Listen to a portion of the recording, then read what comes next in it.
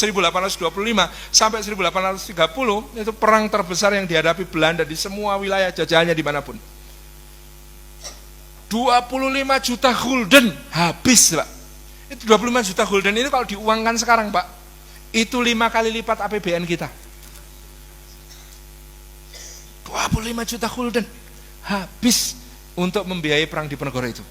15.000 serdadu Belanda tewas di peperangan. Nggak ada di peperangan yang lain Belanda kehilangan serdadu sebanyak itu. Ngeri perangnya itu. Pangeran Diponegoro ini siapa? Cicitnya Hamengkubuwono I, putranya Hamengkubuwono III, dibesarkan oleh Ratu Ageng Tegarejo, santri soleh. Jadi kalau di Babet kita ketemu cerita Ratu Ageng itu ketika sedo tahun 1835 beliau jatuh di sawah. Mungkin bayangan sekarang stroke gitu ya. Itu dijunjung, diangkat ke rumah, itu beliau itu tangannya yang sudah lumpuh separuh itu masih berusaha untuk membetulkan letak kerudungnya. Berarti jilbaban. Permaisurinya Hamengkubuwono I namanya Ratu Ageng Tegarejo itu pakai jilbab. Lihat buku Kedung Kebo, Babad Diponegoro versi Kedung Kebo, di situ ada lukisannya yang namanya Ratu Ibu permaisurinya HB3 dan Ratu Kencono permaisuri HB4 itu dilukiskan masih pakai sampiran kerudung kayak markomahnya ibu-ibu pengajian zaman dulu itu, tapi ini masih pakai kerudung. Luar biasa. Jawa kita masa itu Jawa Islam. Ini Pangeran Diponegoro ini memperjuangkan tegaknya balat Islam. Kiai Mojo, pendukung utamanya Pangeran Diponegoro, ketika ditanya ngopo kok perang ngantepi Islamnya samyo ngelampai perintah dalil ing Quran pan ayat katal. Itu dalam bentuk tembang. Ngelampai ngantepi Islamnya samyo ngelampai perintah dalil ing Quran pan ayat katal. Melaksanakan, memantapkan Islamnya bersama-sama, melaksanakan perintah dalil di dalam Al-Quran surah Al-Qital. Surah Al-Qital itu surah At-Taubah. Kiai Mojo. Jadi Masya Allah, ini perang semesta, santri, bangsawan, rakyat bergabung jadi satu yang luar biasa saat itu dampaknya bagi Belanda. Jadi Pangeran Diponegoro itu gelarnya Sultan Abdul Hamid Heru Cokro Kabirul Mukminin. Sayyidin Panetek Panoto Gomo Khalifatu Rasulillah. Nah, bedanya dengan gelar-gelar Raja Mataram, Khalifatu Rasulillah. Ini menunjukkan pemahaman keagamaan yang jauh lebih dalam daripada yang pakai gelar Khalifatullah. Khalifatu Rasulillah dan Kabirul Mukminin, bukan Amirul Mukminin. Luar biasa. Kenapa nama beliau Abdul Hamid? Karena beliau memilih nama tahun 1785, tahun kelahiran beliau, di Turki Utsmani, sultannya namanya Sultan Abdul Hamid I. Itu yang kemudian beliau ambil sebagai nama sultannya, Abdul Hamid. Kalau sultan-sultan Yogyakarta itu Abdurrahman. Kalau Sultan Agung itu Abdullah, gitu ya. Jadi Sultan Jawa itu ada Abdullah, ada Abdurrahman, ada Abdul Hamid. Gitu. Ini stempel beliau bentuknya segi 8. Pasukan beliau disusun menurut Janisari, menurut kepangkatan Janisari. Pangkat tertinggi dalam pasukannya Pangeran Diponegoro itu Ali Pasha. Bahasa Turki Ali Pasha, bahasa Jawanya Ali Basah. Ali Basahnya ada 3, Ali Basah Sentot Prawiro Dirjo, Ali Basah Muhammad Usman, Ali Basah Kerto Pengalasan. Di bawah Ali Basah ada Basah Pasha, Basah Imam Musbah, Basah gitu ya, Haji Ngiso, Basah, banyak sekali basahnya. Di bawah Basah ada siapa lagi? Bey. Jadi Bey itu bahasa Turki. Di Jawa jadi Raden Ngabei. Itu bahasa Turki. Raden Basah, Raden Ngabei. Gitu ya. Kemudian di bawahnya ada Dolah, Angadullah. Itu bahasa Turki juga Dulah, Agadaulah. Aga itu Anga. Angadullah. Semuanya bahasa Turki. Kesatuannya namanya Turkiyo. Berarti pasukan Turki gitu. Ada Bulkiyo. Itu Boluk, bahasa Turki artinya pengawal khusus. Kemudian ada pasukan beliau namanya Arkio, itu isinya orang-orang Arab. Nah, kalau di Solo ini kampung Arabnya besar, Pasar Kliwon, Semanggi gitu ya. Di Jogja itu ada nama kampung Arab orang-orang Arabe. Penjenengan kalau sebelah timur keraton ada perempatan Gondomanan, maka sebelah tenggaranya namanya kampung apa? Sayidan.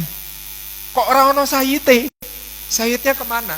Jadi dulu di situ tempat tinggal Sayyid Abdurrahman Al-Aidrus. Sayyid Abdurrahman Al-Aidrus ini menantunya Sultan Hamengkubuwono II. Jadi menantunya HB2 itu ada yang habaib, namanya Sayyid Abdurrahman Al-Aidrus. Sayyid Abdurrahman Al-Aidrus punya menantu namanya Syarif Hasan Munati. Syarif Hasan Munati adalah Syarif Samparodi, ini salah satu panglimanya di Diponegoro namanya itu ya, Syarif Samparodi ini. Begitu keluarga ini ketahuan membiayai perang Diponegoro, mensupport habis-habisan perang Diponegoro, maka keluarga ini kemudian habis dibantai Belanda. Maka tinggal nama kampungnya Sayidan, gak enek Sayite gitu. Perang Diponegoro ini luar biasa. Jadi beliau Arkeo, Bulkio, Turkio, Berjemuah, ada Burjemuah, ada Besun Bosek gitu ya. Itu nama kesatuan-kesatuan yang naik kuda namanya Sepehi, Sipahi. Light Cavalry bahasa Turki itu Sipahi, Sepehi, numpak jarang. Jadi ini Masya Allah yang kita lihat, Jawa ini dunungnya Islam. Maka kekalahan Pangeran Diponegoro itu ada dua sisi. Kekalahannya dalam sisi pertama memang syiar Islam di keraton ditumpas. Sejak Pangeran Diponegoro ditangkap di Magelang, jadi kalau ke Magelang itu bisa lihat kursi, di kursi ada bagian lengan yang remuk. Itu konon Pangeran Diponegoro ketika menyadari ditipu, beliau sudah niat bunuh Dekok. Jenderal ini tak pateni gampang. Tetapi akan menodai kehormatan seorang mukmin, ada seorang mukmin membunuh seorang lawan diskusinya, lawan perundingannya di meja perundingan. Aib bagi seorang mukmin.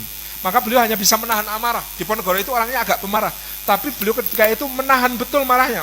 Jadi pateni gitu. Tak pateni kena iki. Aib ini untuk seorang mukmin membunuh di meja perundingan. Maka beliau itu ngeremes kursinya.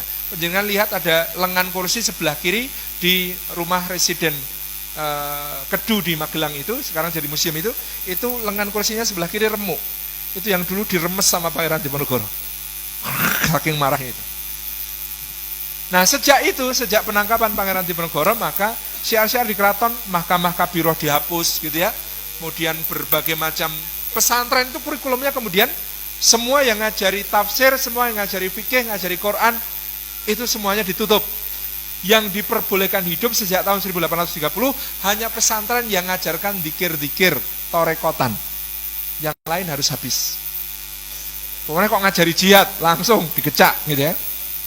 Kajian hadis baru hidup kembali tahun 1910 saat Hadratus Syekh Hasyim Asy'ari pulang dan kemudian ngajar Sahih Bukhari di Tebu Ireng. Sebelum itu nggak ada kajian hadis.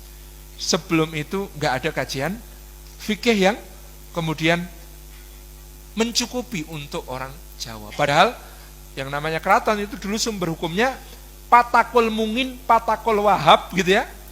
Fathul Mu'in, Fathul Wahab, kitab-kitab itu ya. Itu jelas disebut namanya Patakul Mungin, Patakul Wahab gitu ya. Masya Allah. Jadi ada sesuatu yang dahsyat di keraton. Jadi saya dulu itu sampai meragukan teori orang pesisir. Orang pesisir itu Islamnya lebih baik daripada orang pedalaman. Nanti dulu, kalau lihat keraton zaman Pangeran Diponegoro, soleh-soleh. Hamengkubuwono IV itu serusak-rusaknya Hamengkubuwono IV itu bisa bahasa Arab. Dia punya guru bahasa Arab. Nanti dulu, apa iya keraton itu lebih rusak dari pesisir? Enggak, dulu ya. Tapi begitu kemudian terjadi perubahan-perubahan memang iya. Tapi ya sekali lagi saya sering menyaksikan, mosok sih keraton itu seolah akhlak kalah dari pesisir? Enggak. Dangdut paling seru itu ya dangdut pesisir, namanya koplo gitu kan. Kalau sudah rusak lebih rusak di pesisir juga, sama juga gitu kan. Jadi ini maksudnya coba di pesisir itu gadis dipingit kayak Kartini. Itu kan orang pesisir, orang Jeporo loh. Coba Putri Keraton ikut perang Mujahidah itu ya, Nyi Ageng Serang, Ratu Ageng Tegalrejo, naik kuda pakai rimpu nutup muka gitu ya. Wih, Mujahidah. Jadi ada nilai-nilai keraton yang Islami itu tergerus setelah kekalahan Pangeran Diponegoro. Tapi di sisi lain, santri-santri pengikutnya Pangeran Diponegoro menyebar ke seluruh penjuru Nusantara, mendirikan desa-desa dakwah baru yang jenengan coba keliling desa-desa di Kedu, Bagelen, Banyumas, sampai kemudian ke timur Magetan gitu ya, Ponorogo, ke timur lagi. Itu nanti kalau ketemu pendiri desanya siapa? Orang desa itu akan bangga menyebut pendiri desa kami dulu prajuritnya Pangeran Diponegoro. Itu sangat bangga. Penjenengan bisa kenali. Jenengan kalau keturunan Laskar Diponegoro gampang titik aneh.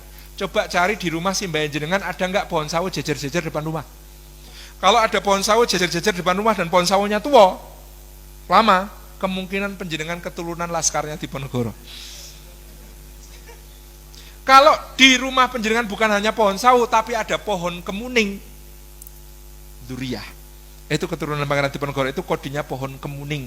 Kenapa pohon kemuning? Karena kemuning itu ngemuning, memberi keheningan. Jadi dulu ketika laskarnya menyebar, kesepakatannya adalah tanam pohon sawo. Kenapa sawo? Sawo sufufakum. Innallaha yuhibbul ladzina yuqatiluna fi sabilihi shaffan ka'annahum bunyanun marsus. Siap kapanpun digerakkan jalan. Jadi mereka itu sebagian percaya bahwa Pangeran Diponegoro itu bukan ditangkap, tapi tindak haji. Sebagian besar laskarnya itu percaya Pangeran Diponegoro itu tindak haji, nanti akan pulang kembali memimpin jihad lagi. Itulah yang cekap. Ini baru bagian kecil dari babat gitu ya. Jadi ini cerita-cerita di seputar tadi. Intinya kalau kita belajar babat, bacanya harus interpretasi, bukan letterlek, karena babat penuh simbol dan metafora. Ngaten nggih, dadi Jawa menika Islam. Hamengkubuwono IX mengatakan Jawa ki ya Islam, nek ora Islam wis ora Jawa. Jawa itu muslim, kalau sudah bukan muslim enggak boleh disebut Jawa. Dia outcast gitu ya. Demikian, matur nuwun.